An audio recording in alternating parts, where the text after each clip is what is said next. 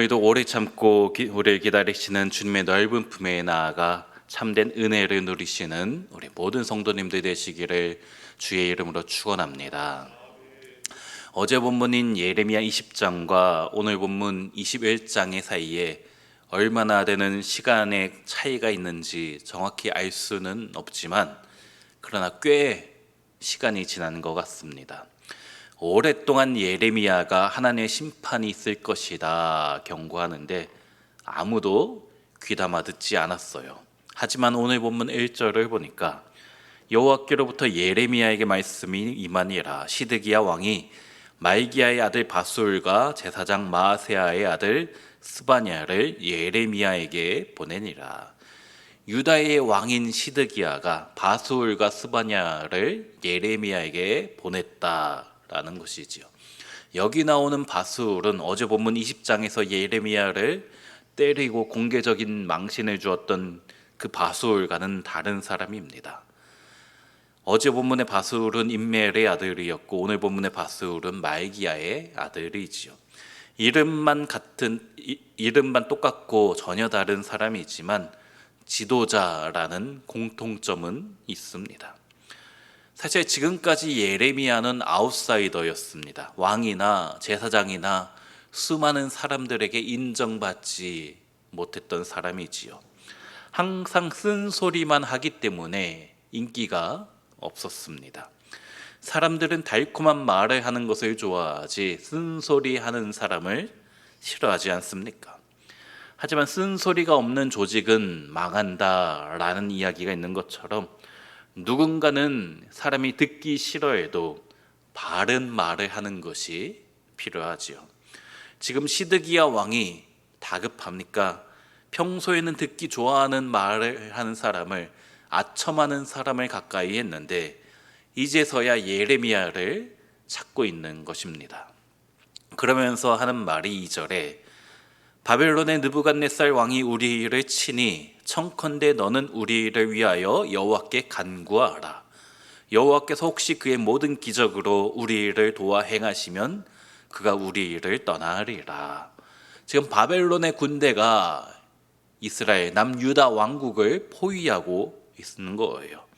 그러니까 예레미야에게 기도 좀 해주라 라는 것이죠.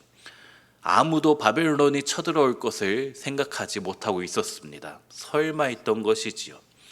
하지만 예레미야의 예언대로 정말 쳐들어오니까 그동안 듣기 좋은 말만 하던 사람을 물리치고 예레미야가 맞았다라는 것을 알게 된 것입니다. 그래서 예레미야를 찾아와 바벨론의 군대가 떠나도록 기도 좀 해달라라는 것이지요. 오늘 본문과 이와 비슷한 상황이 약 120년 전에 유다 왕국에 있었습니다. 히스기야 왕 때이지요. 아수르 제국이 북이스라엘을 완전히 멸망시키고 나서 이제 남유다 왕국을 쳐들어오고 있었습니다. 그때 히스기야 왕과 이사야 선지자가 열심히 기도를 했지요. 하나님께 기도했더니 아수르 왕 사네립이 죽고 아수르의 대군대가 물러간 적이 있었습니다. 유다 왕국은 그때 기도의 능력을 경험하였지요. 하나님께 기도했더니 이런 역사가 나타났다. 하나님께 기도했더니 출애굽의 역사가 나타났던 것처럼 우리가 기도하니까 아수르 제국이 물러갔다. 그런 경험을 한 것이에요. 그때의 역사를 생각해보며 지금 시드기야 왕이 동일하게 120년 전의 은혜가 지금 우리에게도 임할 줄로 믿고 예레미야에게 기도해달라. 비슷한 상황입니다. 하지만 결정적인 차이가 있지요. 그 차이 중에 하나는 히스기야 왕은 이사야 선지자에게 기도해달라고 부탁을 하고 나서 왕인 자신이 기도했다라는 거예요. 아수르가 보낸 항복 편지를 받아가지고 그것을 가지고 왕이 직접 성전에 올라가 하나님께 기도한 것입니다. 물론 선지자에게 기도 부탁을 하지만 자기가 직접 주님 앞에 무릎 꿇고 옷을 찢으며 기도했다는 것이지요. 하지만 오늘 본문의 시드기야는 왕이지만 예레미야에게 기도해달라고 하면서 자기는 기도하지 않습니다. 우리 성도들이 우리 목회자들에게 기도해 달라고 부탁을 할 때가 많이 있습니다. 물론 우리가 열심히 기도합니다. 우리 성도님들 자신의 신앙을 위해서, 또 자녀들의 문제를 위해서 우리 목사님들과 전도사님들에게 기도해 달라고 하셔야 돼요. 큰 문제이든 작은 문제이든 별거 아닌 것 같지만 이야기해 주셔야지 저희가 그것을 위해서 같이 한 마음이 돼서 기도를 하는 것이지요. 저도 새벽마다 저희 지구 집사님들 중심으로 한 바퀴를 쭉 돌면서 기도를 합니다. 근데 목회자가 기도하는데 목회자한테 기도해 달라고 하고 자신은 기도 안 하는 경우가 없겠지요. 내가 직접 하나님께 기도하는 것이 더 중요합니다. 히스기야 왕이 이사야 선지자에게 기도 부탁을 하고 자신이 직접 하나님께 나아갔던 것처럼, 하나님께 직접 무릎 꿇은 것처럼 그런 일들이 있어야지만 기적이 나타나고 역사가 일어나는 것이지요. 두 번째, 히스기야 왕과 시드기야 왕의 결정적인 차이는 평소에 어떤 마음으로 주님을 섬기고 예배했는가입니다. 히스기야는 급한 기도의 제목이, 아수르 군대라는 기도의 제목이 생기기 전부터 자신의 신앙이 있었던 사람입니다. 물론 죄 지을 때도 있었지요. 물론 잘못할 때도 히스기야에게 있었습니다.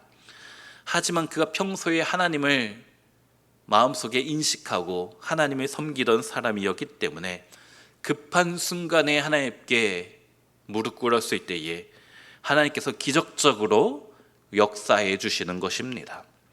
하지만 시드기야는 어떻습니까? 왕이지만 하나님을 무시하다가, 하나님을 모욕하며 살다가, 평소에는 주님 없이 자신의 힘만으로 만족하며 살다가 다급하니까, 내 힘으로 도저히 안 되겠으니까 하나님을 찾고 있는 것이에요. 물론 우리가 평소에 기도가 부족하고 기도를 안 할 때 우리 인생에 문제가 생기는 경우가 있지요. 그럴 때 새벽 기도라도 나와서 기도하는 것이 중요하잖아요.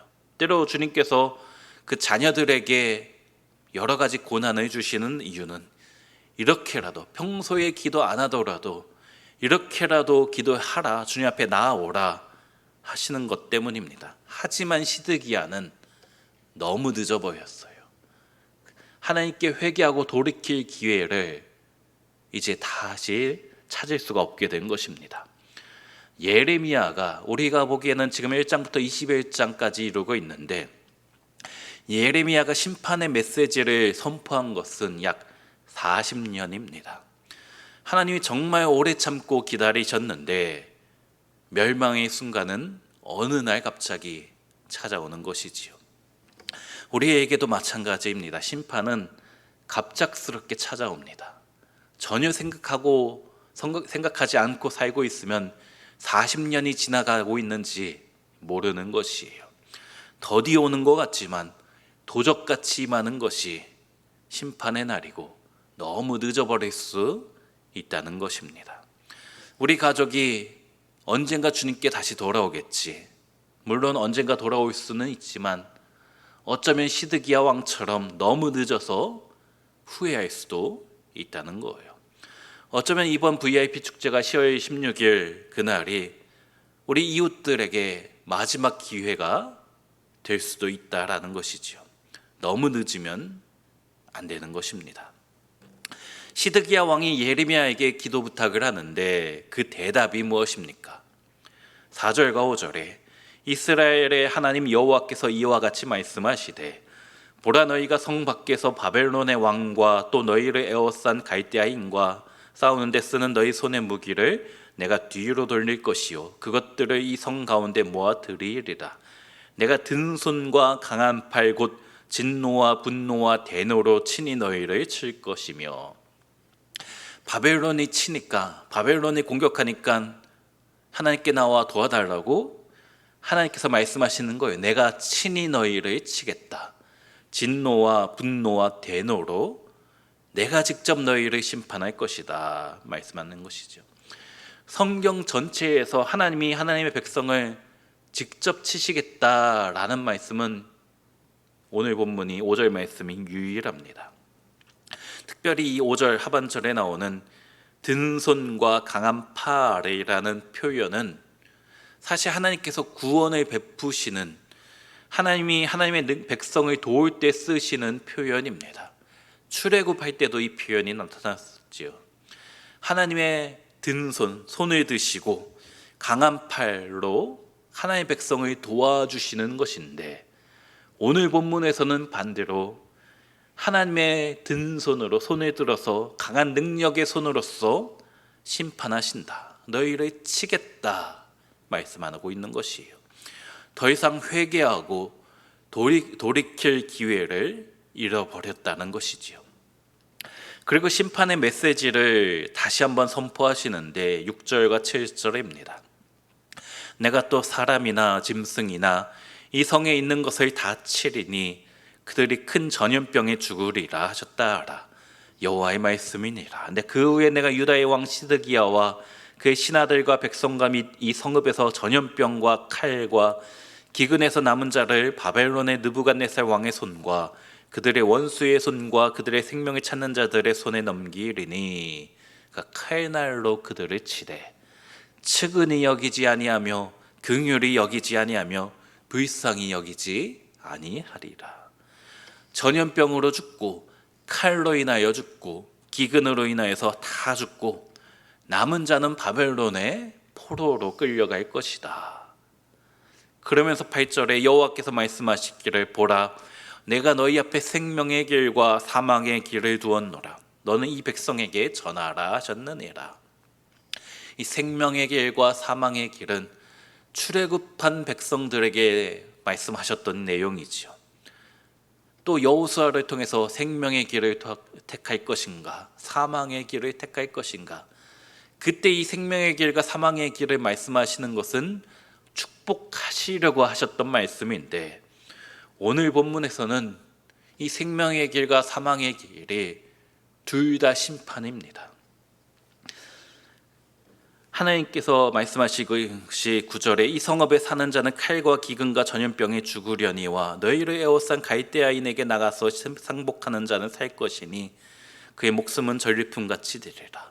생명의 길과 사망의 길이 무엇인가? 그냥 죽든지 바벨론 군대에게 항복해서 목숨만은 면하든지 둘 중에 선택하라는 것이에요. 사실 유다 왕국이 바벨론에게 항복한다라는 것은요, 죽는 것만큼 어찌보면 죽기보다 더 싫은 것이었습니다. 이스라엘 백성은 자신이 하나님의 택함 받았다라는 선민의식이 너무나 강했거든요. 자기들은 우월하고 다른 민족은 이방 민족으로, 유대인들만 하나님의 백성이고 나머지는 다 이방인으로 통칭해서 그들은 자기들보다 못하다고 생각했기 때문이에요. 하지만 하나님께서는 오늘 말씀에서 생명의 길이 하나 있는데 나머진 다 죽음의 길이고 생명의 길이 오직 하나 있는데 그것은 바벨론에게 항복하라라는 것이에요. 나중에 이스라엘이 수백 년 후에 헬라 제국에게 공격받았을 때에 항복하는 것보다 차라리 죽겠다고 집단 자살을 하는 경우가 역사적인 기록이 있습니다. 이런 말도 안 되는 명령에 하나님이 순종하라는 것이지요. 하지만 당연히 순종을 하기 싫습니다. 그동안 하나님께 불순종한 것이 너무나 익숙해진 이스라엘 백성이기 때문이지요.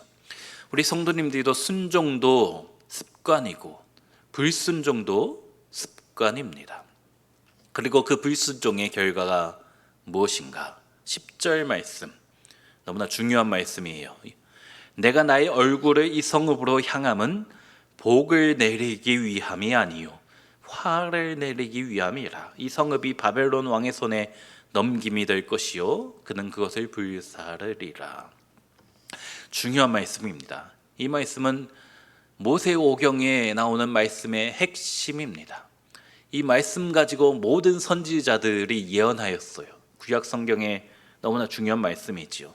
하나님이 하나님의 얼굴을 이스라엘에게 향하시는데 그 이유가 복을 내리기 위함이 아니고 화를 주기 위함이다. 우리가 잘 아는 말씀 중에 대제사장의 기도가 있지요. 민수기 6장에 여호와는 내게 복을 주시고 너를 지키시기를 원하며 여호와는 그 얼굴을 내게 비추사 은혜 베푸시기를 원하며 여호와는 그 얼굴을 내게로 향하여 주사 평강 주시기를 원하노라. 이것이 우리가 믿는 신앙의 기본입니다. 이스라엘 백성의 신앙의 하나님 여호와 하나님 신앙의 근간입니다. 하나님의 얼굴이 내게 비추시면 내가 축복받고 내가 은혜 받고, 하나님이 그 얼굴을 내게 향하여 드시면 내 삶 가운데 평강이 넘친다. 이것이 여호와 하나님을 믿는 신앙의 가장 근간입니다. 근데 오늘 보면 10절에서 무엇이라고 하고 있습니까? 하나님의 얼굴이 내게 향하여 비추고 있는데, 내게로 향하시는데 그것은 축복하기 위함이 아니고 심판하기 위함이다 라는 것이요. 그리고 결정적으로 13절에 나는 너의 대적이다 말씀하고 있어요. 하나님이 영원히 이스라엘 백성의 편이 되어주실 줄 알았는데 하나님이 우리의 적이 되신다. 청천벽력이지요. 왜 이렇게 되었습니까? 이스라엘은 눈앞에 닥친 바벨론의 군대는 무서워했지만 하나님을 무서워하지 않았어요.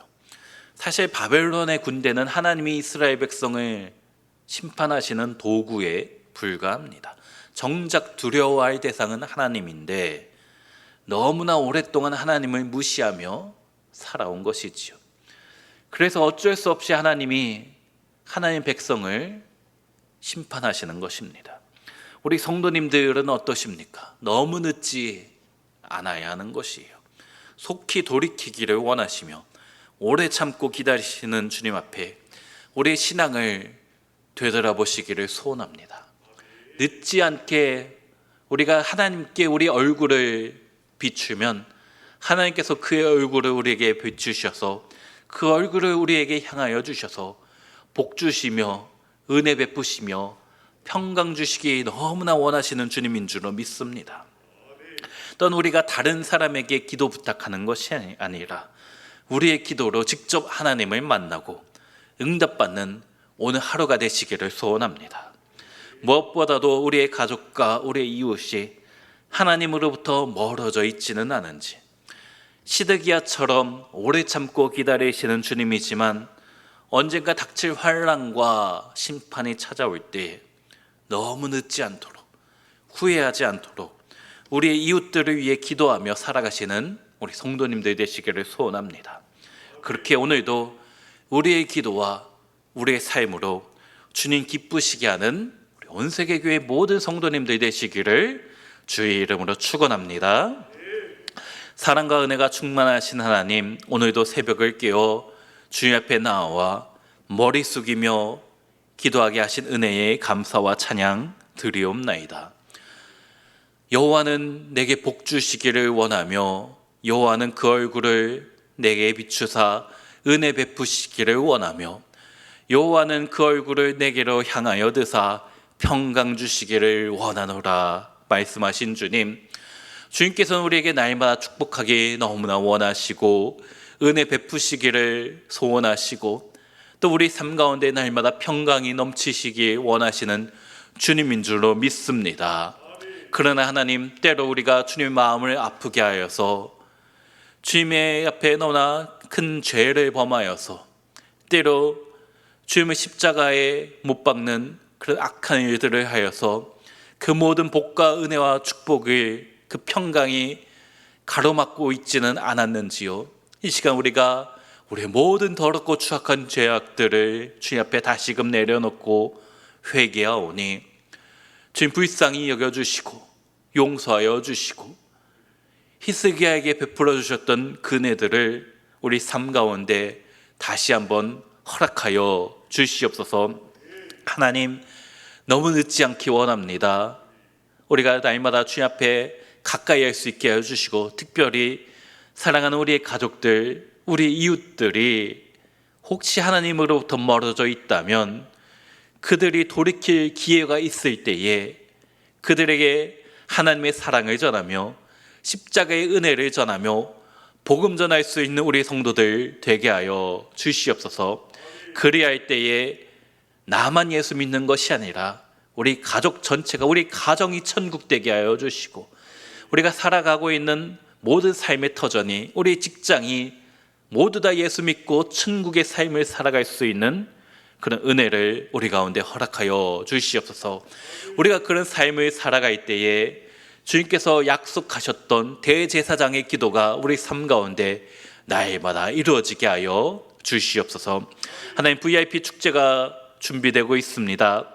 하나님, 이 축제가 단순히 하나의 행사나 이벤트가 되지 않게 하여 주시고 참된 천국 잔치가 되게 하여 주시옵소서.